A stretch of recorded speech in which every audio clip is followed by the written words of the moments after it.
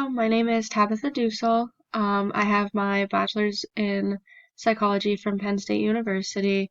I graduated a few years ago. I work for my county's Children and Youth Agency right now as an intensive protective caseworker. I see families that are moderate to high risk of neglect or abuse with their children. So I see them weekly. I see them very often. I end up in court a lot. Um, a lot of the reason we go to court is either drugs or alcohol, and then obviously mental health. As far as beliefs about mental health, I think, everybody deserves a chance. A lot of people are stereotyped and they, are looked at differently.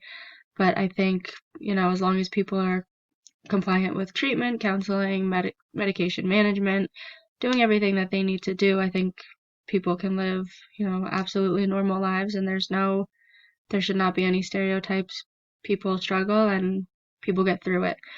Um, as far as my job and using the DSM-5, I don't diagnose people. I just work with parents who have mental health.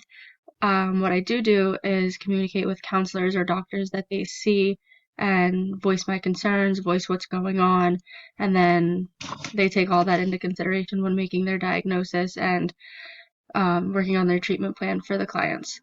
So that's about all. I look forward to class. Thank you.